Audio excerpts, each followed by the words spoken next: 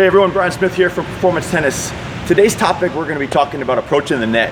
And this is a topic that gets a lot of discussion amongst players as to when should we go to the net. And there's so many variables involved in this question that we're going to break it down very simple into a red light, green light, and yellow light, or the three zones that we can use to help us make that decision on whether or not this is a ball that we may or may not be able to approach a net on. Stay tuned and we'll break down these three zones to make this decision easier for you. All right guys, welcome back.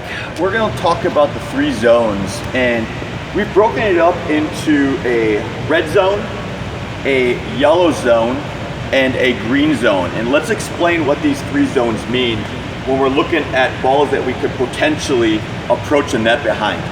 When we're playing a point, if we get stuck behind this cone and anything behind here represents the red zone, this is a do not approach zone. This is a very high risk area to approach from because you're not able to get close enough to the net to defend against a passing shot. This is a zone where we're going to be working the baseline point, trying to get a better opportunity to move forward. So behind this cone, red zone, do not approach. Between the back cone and the front cone is what we call the yellow zone. Now this is a caution zone, just like a red light. You have the option to go through it, but you should probably slow down and think about your choice. This is a lot of area where there's gonna be a lot of flexibility, as if I'm hitting a ball like this stationary, I'm probably not going to choose to approach the net. But if it's drawing me into the area with momentum, I may decide to approach the net behind it. So this is where you have to make a tough decision, and a lot of it's going to be determined on where they are in the court, how you feel approaching the net, and secondly, how much momentum you have coming forward. Now, the last zone, or the green zone, is anything in front of the cone going towards the net.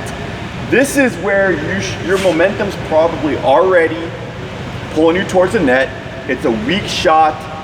That is where you should almost always continue momentum forward to finish the point at the net. It's very hard to move up inside that area of the court, hit an aggressive ball, and retreat back.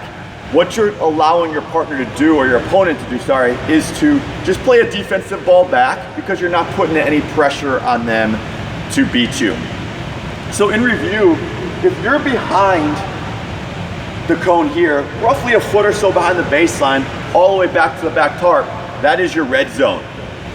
Anywhere from 1 foot behind the baseline to maybe 6 feet inside the baseline would be considered your caution zone, and that's where you have the option of whether or not you want to come forward.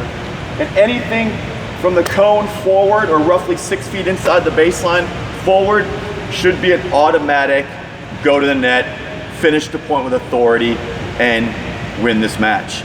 All right guys, take these three zones, go practice them. You'll start to develop a better sense of where you like to approach from, and you'll start dominating more net play. Thanks a lot for watching guys, and don't forget to subscribe and share with all your friends.